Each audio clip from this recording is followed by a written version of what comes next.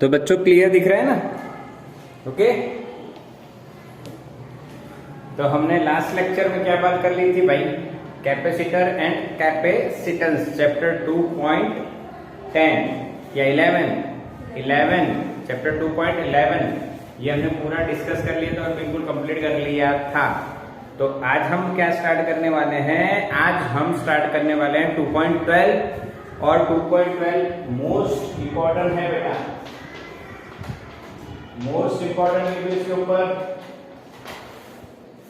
बहुत ही जरूरी चीज है ये, जिसका नाम है पैरेलल प्लेट कैपेसिटर।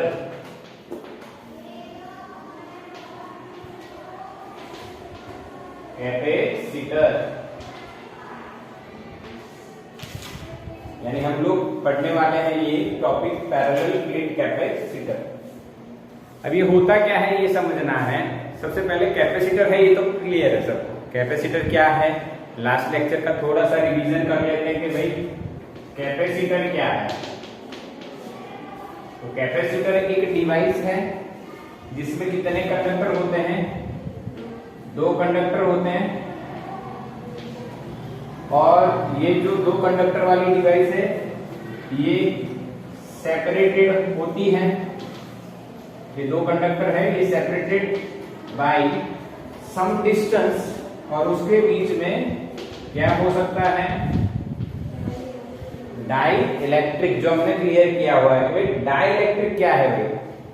इंसुलेटर है एक टाइप का, और 2 प्लेट और 2 कंडक्टर के बीच में अगर आप रखोगे तो वो ऑल्टरनेटली सेपरेट हो जाएगी, क्योंकि क्या रखा हुआ है बीच में? Dielectric. तो ये बात भी क्लियर होगी कैपेसिटर की। ओके। अब इसमें हमने क्या देखा था भाई? If we have single sphere, अगर हम लोग सिंगल स्फीयर की बात करें तो क्या सिंगल स्फीयर कैपेसिटर बन सकता है? तो यस, सिंगल स्फीयर कैपेसिटर बन सकता है। अगर उसकी रेडियस r है तो क्या लिखा जाएगा? C is two r by a और 4 pi epsilon naught into r। Ranbir Kapoor and 4 pi epsilon naught into r। बोलो क्लियर हुआ क्या नहीं ये? ओके, बिल्कुल क्लियर है। Single sphere done. ओके, फिर हमने क्या देखा कि कैपेसिटेंस के बारे में भी हमने कुछ बातें की थी। कैपेसिटेंस क्या है? What is capacitance? जो यहाँ पे लिखा है वही कैपेसिटेंस है। Capacitance is the storage capacity. हाँ, और capacitance is the measure of storage capacity of a conductor.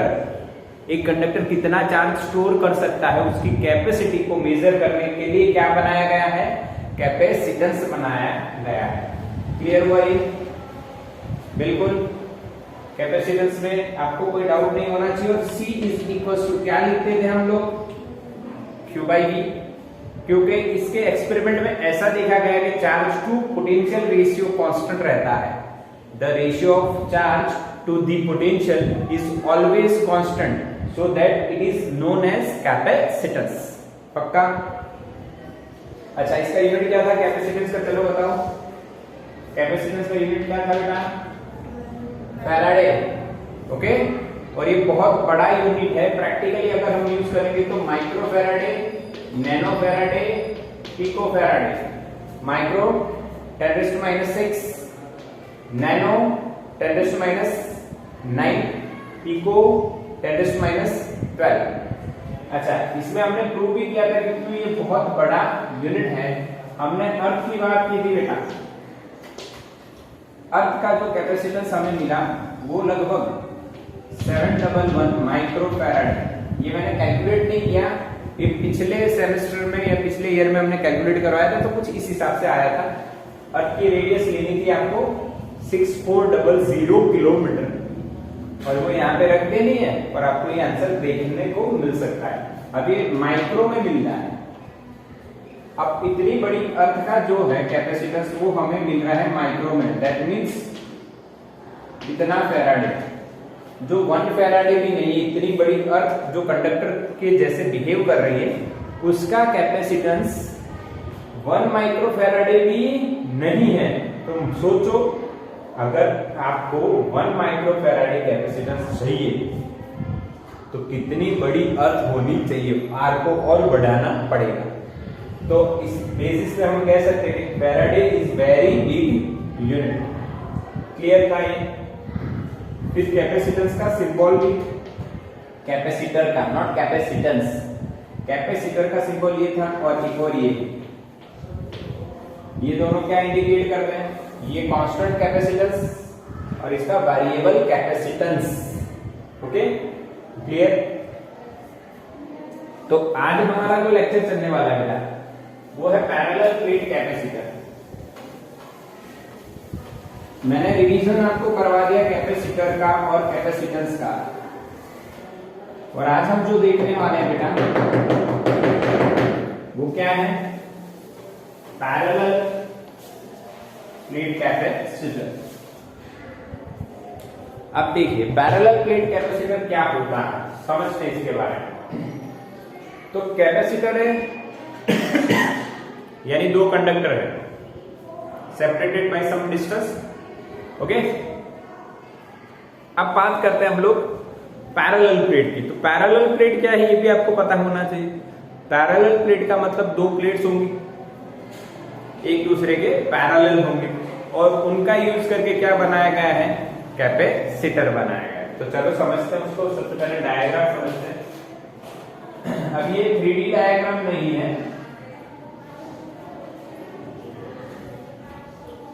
2D है यानी ये दो प्लेट हैं जो एक दूसरे के पैरेलल रखी गई है, so that we can call it parallel plate capacitor. Okay, दोनों कंडक्टर है, बीच में कुछ भी नहीं है। अभी मान लो सिर्फ एयर है, सिर्फ एयर एज ए मीडियम है। अब ये जो प्लेट है ऊपर वाली या नीचे वाली, दोनों प्लेट का जो एरिया है, सरफेस एरिया, वो कितना है? ए। यानी आप ये जो एरिया आपको दिख रहा है ये भी ए है और ये दूसरा भी ए है, दोनों ए एरिया की प्लेट्स हैं। पक्का? अब उन दो प्लेट के बीच का जो डिस्टेंस है वो कितना है? डी है।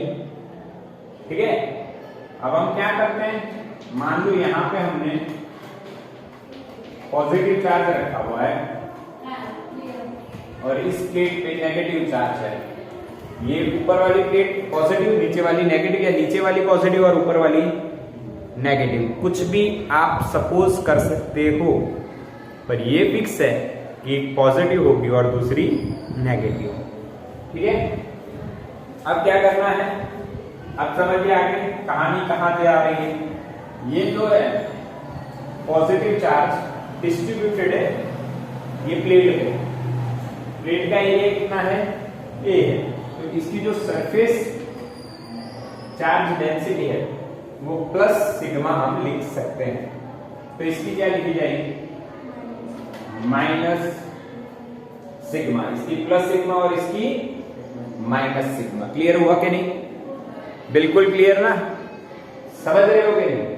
सिग्मा का इक्वेशन क्या होता है? Q by area, charge upon area, surface area, उसको हम सिग्मा बोलते हैं।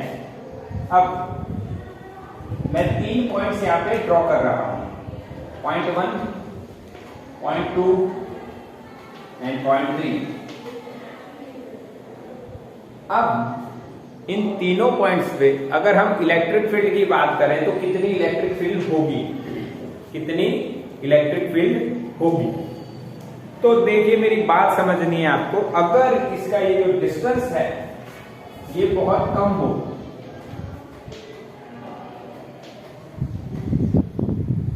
विद रिस्पेक्ट टू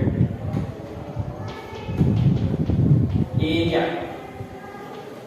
अगर ये डिस्टेंस बहुत छोटा with respect to the area, जितनी प्लेट बड़ी हो उससे उसके रिस्पेक्ट में ये डिस्टेंस बहुत छोटा हो, तो this plates behaves as an infinite plates.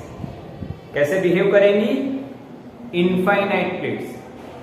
दो प्लेट के बीच का डिस्टेंस बहुत छोटा हो और उनका एरिया बहुत बड़ा ना हो, पर डिस्टेंस के रिस्पेक्ट में अगर देखा जाए तो बहुत बड़ा होगा। समझ रहे हो कि नहीं? जैसे इतनी दूर रखो तो इन दो प्लेट का एरिया और डिस्टेंस में हम ऐसा नहीं कह सकते ये बहुत बड़े बड़े हाथ हैं, सॉरी, बट अगर हम इनको नजदीक लेके आए और देखें तो ये हाथ बहुत बड़ा हो जाएगा। देखो अभी ये छोटा हाथ दिख रहा है, आंख के नजदीक लेके आए तो बहुत बड़ा हो जाएगा। तो ऐसा अगर हम सपोज करते हैं तो हम लोग क्या कर सकते हैं, तो हमने बेटा चैप्टर 1 में इनफाइनाइट प्लेट देखी थी गॉस लॉ में, और उस इनफाइनाइट प्लेट का जो इलेक्ट्रिक फील्ड था वो सिग्मा अपॉन क्या लिखा जाता था, 2 epsilon naught into n caret. Yes और नो? अगर हम लोग इनफाइनाइट प्लेट की बात करते हैं और उस इनफाइनाइट प्लेट का इलेक्ट्रिक फील्ड की बात करते हैं तो क्या लिखा जाता है मेरे बच्चों, sigma upon 2 epsilon naught into n caret. n caret क्या है, परपेंडिकुलर टू द सरफेस, जो डायरेक्शन है उस डायरेक्शन का यूनिट वेक्टर है, क्योंकि electric field due to infinite plane is always perpendicular to the surface. तो वही बात यहाँ पे होने वाली है, पर यहाँ पे हमें डायरेक्शन का ध्यान रखना है। अब यहाँ पे लिख रहा हूं at point 2 and 3 electric field क्या होगी, तो हम लोग क्या लिख रहे हैं बेटा, 0, डायरेक्टली 0 लिख दिया मैंने। अब मैं अगर उसको एक्सप्लेन करूं आपको तो देखो 2 पे ये प्लस के कारण इलेक्ट्रिक फील्ड इधर जाएगी, सिग्मा अपॉन 2 एप्सिलॉन 0, और ये 1 ये प्लेट जो है 2 के पास उसकी फील्ड कहां आएगी, नेगेटिव के कारण इनसाइड। तो टोटल कितनी होगी electric field, sigma upon 2 epsilon 0 minus sigma upon 2 epsilon 0। क्या मेरे बच्चों आंसर क्या आएगा, 0। समझ में आया? Equal and opposite direction, answer will be 0। ऐसा ही केस कहां होगा बताइए, 1 या 3 पे? सिमिलर केस बन रहा है, देखो चेक करो 1 या 3 कहां बन रहा है, 3 पे बन रहा है। चेक करो, ये प्लस इसकी field outside sigma upon 2 epsilon 0, ये माइनस इसकी field inside sigma upon 2 epsilon 0। तो 3 पे क्या बनेगा बेटा आंसर, सेम 0। मैंने पहले ही लिख दिया है, 2 एंड 3 पे 0 रहेगा। अब बात आती है कहां की बेटा, कहां की बात आएगी बताइए, at 1 electric field is equal to क्या लिखा जाएगा, तो 1 पे आप देखिए प्लस की फील्ड आउटसाइड, ठीक है, और माइनस की फील्ड इनसाइड, सेम डायरेक्शन। तो आंसर क्या आएगा, sigma upon epsilon 0, sigma upon epsilon 0। समझ में आया कि नहीं आया बताइए, बिल्कुल क्लियर हुआ कि नहीं, समझ में आ गया ना? Yes, sigma upon 2 epsilon 0 plus sigma upon 2 epsilon 0 is equal to sigma upon epsilon 0। समझ में आया? ये केस हम लोग पहले भी देख चुके हैं, ओके, यस। तो अब हम लोग इक्वेशन डिराइव करने वाले हैं कैपेसिटेंस का, उस डायरेक्शन में बढ़ रहे हैं। अब हमें क्या करना है कि भाई ये जो पैरेलल प्लेट कैपेसिटर है इसका कैपेसिटेंस कितना, C कितना, तो C का इक्वेशन तो एक ही है, Q बाई V। अब यहाँ पे ना Q है ना V है, पर हमने फील्ड लेके आ गए। हम लोग पुराने हमारा जो लॉजिक था इनफाइनाइट प्लेन, वहां से हम लोग E लेके आ गए, पर E लेके आ गए तो V पीछे पीछे आ जाएगा, सिग्मा भी लेके आ गए तो सिग्मा के पीछे पीछे Q आ जाएगा, और Q और V से बनके हमें कैपेसिटेंस मिल जाएगा। तो बच्चों आप यहाँ पे लिख सकते हो कि भाई E is equal to V upon T, relation between electric field and potential is E is equals to V by D, yes or no? V by D, okay? या minus del V by del R या L लिखते थे ना, वही है।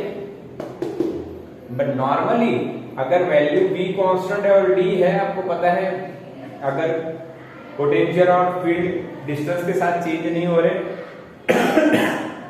तो क्या होगा, E is equal to V by D। दूसरा इसमें लिखेंगे sigma is equal to charge upon area. इसका चार्ज प्लस क्यू मान लें, इसका माइनस क्यू मान लें। और मैंने आपको बताया था कि कैपेसिटर का चार्ज यानी पॉजिटिव प्लेट पे कितना चार्ज है वो माना जाएगा। यस और नो? पॉजिटिव प्लेट पे कितना है वो माना जाएगा।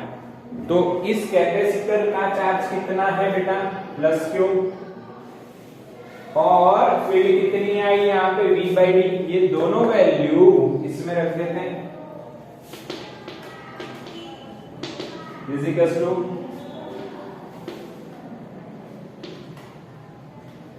क्लियर है? अब कैपेसिटेंस क्या आ जाएगा देखो, बनाइए। C is equal to Q by V. Q ऊपर है, V नीचे गया तो ये ऊपर आ जाएगा। तो आंसर क्या बनेगा? ए epsilon naught by D. Clear है कि नहीं? समझ में आया कि नहीं? बिल्कुल clear.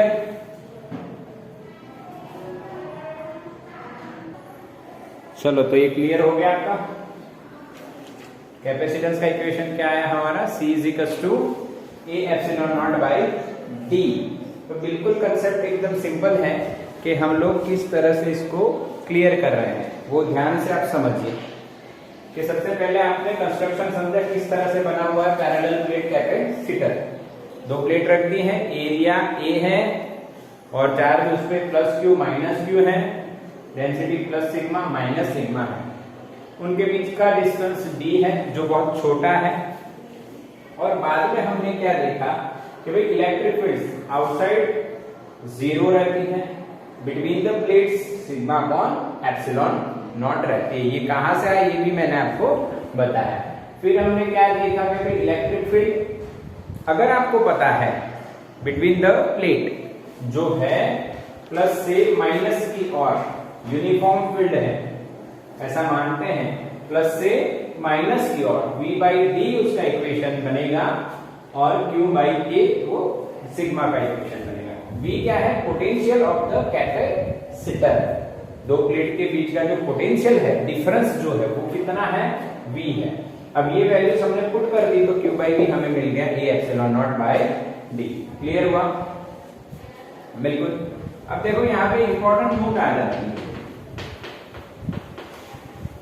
Capacitance of parallel plate capacitor और एनी कैपेसिटर डिपेंड्स ऑन, क्या हम ऐसा कह सकते हैं बच्चों कि कैपेसिटेंस की वैल्यू Q और V पे डिपेंड करती है?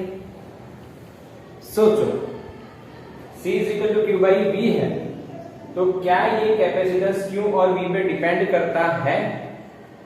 तो आंसर थोड़ा सा ट्रिकी है। Capacitance does not depend on Q and V। अब आप कहोगे कि जिसका इक्वेशन Q बाई V है वही चीज Q और V पे डिपेंड नहीं कर रही। ये तो अजीब लग रहा है, पर ये अजीब बात नहीं है। जब हमने लास्ट लेक्चर में देखा था कि Q बाई V का जो रेशियो है वो कांस्टेंट आता है, आगे ना Q बाई V का रेशियो कांस्टेंट आता है। मैंने आपको बताया था कंडक्टर लेते हैं उसमें चार्ज रखते जाते हैं, तो इस प्रोसेस में आसपास का पोटेंशियल भी बढ़ता जाता है, चार्ज भी बढ़ता जाता है। तो जब चार्ज टू पोटेंशियल का रेशियो निकाला गया तो वो कैसा आया? कांस्टेंट। और इसी कांस्टेंट को हमने क्या बोला है? कैपेसिटेंस। तो जब ये रेशियो कांस्टेंट है तो ये कैपेसिटेंस C Q और V पे डिपेंड नहीं करेगा, क्योंकि मान लीजिए आपने चार्ज को 2 गुना किया तो पोटेंशियल भी कितना हो गया? 2V 2 गुना हो गया, क्योंकि पोटेंशियल चार्ज पे डिपेंड करता है। Potential is proportional to charge. तो Q और V की वैल्यू चेंज होने से C की वैल्यू चेंज नहीं होती, इसीलिए बोला गया है C does not depend on Q and V। तो क्वेश्चन ये आएगा C किस पे डिपेंड करता है? C depends on from the second equation A epsilon naught by D. किस पे डिपेंड करता है? साइज, शेप, मीडियम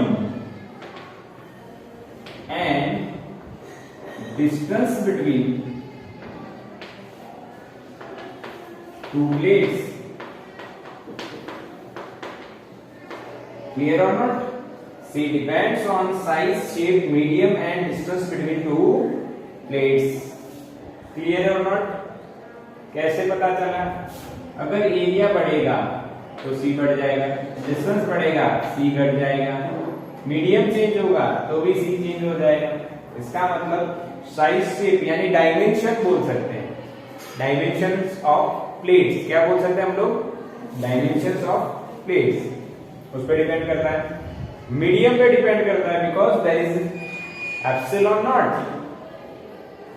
और डिस्टेंस डी पे भी वो डिपेंड करता है. तो ये बात बहुत ही इंपॉर्टेंट है जिसको आपको अच्छे से याद रखना चाहिए कि भाई सी किस चीज पे डिपेंड करता है.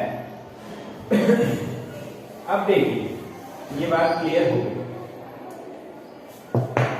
और यहाँ पे जो इक्वेशन हमने यूज किया है वो इनफाइनाइट प्लेट का है. तो एक और इंपॉर्टेंट नोट यहाँ पे आती है. इन प्रैक्टिकल और practically plates are finite in size. Yes और no? Practically, if we are using parallel plate capacitor, then these plates are finite in size. But this equation of the field is for infinite plane sheet. Again, तो ये clearly आपको mention करना है, ये note करना है बिल्कुल. Practically plates are finite in size. So that क्या होगा? प्रैक्टिकली अगर ऐसा है तो क्या हुआ? So that there is a fringing of field. क्या होगा? Fringing of field. अब ये फ्रिंगिंग ऑफ फील्ड क्या है ये बताइए सर. तो देखो बेटा, समझना है. ये प्लस, ये माइनस. तो बताइए फील्ड किधर से किधर जाएगी? किस डायरेक्शन से किस डायरेक्शन में जाएगी इलेक्ट्रिक फील्ड लाइन? तो आपको पता है इलेक्ट्रिक फील्ड लाइन प्लस से निकल के किधर जाएगी? माइनस की ओर. तो हम लोग ऐसे एरोस बता सकते हैं कि हाँ भाई ये हो रहा है. बट एट द एजिस, जब ये एज की बात कर रहे हैं यहाँ पे क्या हो रहा है? तो हमने पता है, हमें जब बनाया था प्लस और माइनस फील्ड, तो ये ऐसे होता है. पर साइड में अगर जगह है तो कर्व तो उधर भी बनता है, कर्व तो उधर भी बनता है. तो यहाँ पे भी कर्व बनेगा और इसी को हम बोलते हैं फ्रिंगिंग ऑफ फील्ड. क्या ये अच्छी बात है या बुरी बात है? तो ये अच्छी बात बिल्कुल नहीं है, क्योंकि हम जो फील्ड ले रहे हैं यहाँ पे वो सिर्फ इनसाइड ही फैली हुई है, बाहर उसकी इफेक्ट नहीं जाती है. अगर वो बाहर ज्यादा जाती है तो ये फील्ड की जो वैल्यू यहाँ पे आप लिख रहे हो वो कम आएगी, वो ओरिजिनल नहीं होगी. तो ये अच्छी बात नहीं है. तो इसको कम करने के लिए, to reduce fringing of field, what we have to do? We have to make d square smaller than area. क्या हमें करना चाहिए? d square यानी distance between this to plates उसको बहुत ही छोटा करना चाहिए विथ रिस्पेक्ट टू एरिया. अब आप सोचोगे ऐसा क्यों? तो मैंने आपको बताया ना, फ्रिंगिंग होने का रीजन क्या है कि उसके पास डिस्टेंस ज्यादा है, तो वो ऐसे घूम के, ये फील्ड का बिहेवियर है, वहां आउटसाइड भी फील्ड मिलेगी, इन दो के प्लेट के बीच में मिलेगी और थोड़ा सा यहाँ पे बाहर भी मिलेगी. पर इसको अगर आपको कम करना है तो उनको बहुत नजदीक लेके आइए with respect to the area. अब एक और क्वेश्चन इसमें आता है कि भाई डी स्क्वायर क्यों लिया सर, आपका डाउट हो सकता है। Comparison between d square and a क्यों किया, तो एरिया का यूनिट होता है metre square. What is the unit of the area, metre square, and what is the unit of distance, metre. तो कंपैरिजन कैसे होगा, एक साइड मीटर है दूसरी साइड मीटर का स्क्वायर है। तो कंपैरिजन करने के लिए हमने डी का क्या कर दिया है, स्क्वायर। डी स्क्वायर ए से बहुत कम होगा, तो we can consider this plates as infinite plates and so that there is no fringing of field, और वो कुछ हद तक कम हो जाएगी। और ये आपको ध्यान इसमें रखना है। बोलो क्लियर हुआ कि यस और नो, बिल्कुल समझ में आया बच्चों। तो इसका स्क्रीनशॉट ले लो। चलो क्लियर हो गया बिल्कुल, पैरेलल प्लेट कैपेसिटर क्या होता है क्या नहीं होता है। अब बात करते हैं कुछ सम्स की जो इस इक्वेशन से रिलेटेड हो। तो देखो कौन से सम्स की हम बात कर रहे हैं, ध्यान से आप समझिए। यहां पे हम बात कर रहे हैं कि भाई कैपेसिटर की जो इक्वेशन की बात कर रहे हैं, ए एप्सिलॉन नॉट बाई डी, इसके सम्स की बात कर रहे हैं। तो कैसे हम लोग एग्जांपल देखो कैसे होगा। एक मैं आपको बता रहा हूं, मान लीजिए बच्चों ये जो प्लेट्स जो हमने बनाई हैं ये दोनों स्क्वायर प्लेट्स हैं। अगर प्लेट्स स्क्वायर हैं और उनकी साइड की लेंथ l है और ये डिस्टेंस मान लीजिए d है, तो what is the capacitance of this capacitor. तो आपको पता है ये एप्सिलॉन नॉट बाई डी लिखोगे आप। एरिया क्या होगा, तो स्क्वायर प्लेट है तो एरिया लेंथ का क्या हो जाएगा, स्क्वायर हो जाएगा। तो यहां पे आपका इक्वेशन बन जाएगा बेटा L square epsilon naught by D, ये आपका आंसर आ गया। क्लियर है ना, बिल्कुल। अगर ऐसा हो रहा है कि एरिया आपको फाइंड करना है बस, और कुछ यहां पे ज्यादा दिक्कत नहीं। दूसरा एग्जांपल बता देता हूं कि हम यहां पे आर रेडियस की दो प्लेट्स ले लेते हैं। कितने रेडियस की, आर रेडियस की। तो अब इसका कैपेसिटेंस आप क्या लिखोगे, ए एप्सिलॉन नॉट बाई डी लिखा जाएगा। एरिया कितना, एरिया कितना, सर्कुलर प्लेट का एरिया कितना होता है, पाई आर स्क्वायर। तो यहां पे इक्वेशन बन जाएगा pi r square into epsilon naught by d. Okay, समझ में आ रहा है कि नहीं, बिल्कुल क्लियर, कोई डाउट, बिल्कुल इजी है, बिल्कुल ऐसे क्वेश्चन हो सकते हैं। एक अच्छा सा क्वेश्चन और बता देता हूं आपको, क्योंकि अब आपके पास दो बातें हो गई हैं बिल्कुल जो आपको समझ में आ रही है कि आपको जो है कैपेसिटेंस पता है बेटा सिंगल स्फीयर का और पैरेलल प्लेट का। तो देखो ये एक एग्जांपल और बता देता हूं आपको कि आपको ऐसा बोला जाए थियोरेटिकली, मैं यहाँ पे ड्राइंग बना रहा हूं पर आपके पास ड्राइंग नहीं होगी, आपके पास पूरी थियरी होगी कि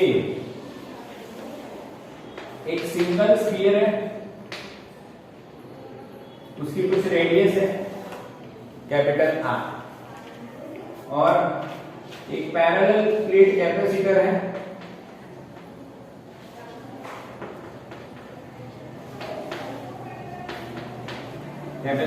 जिसका डिस्टेंस आपको निकालना है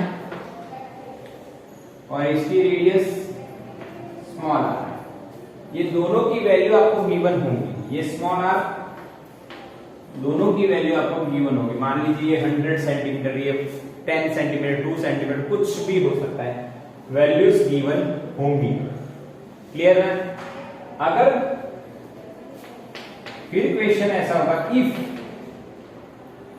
कैपेसिटेंसेस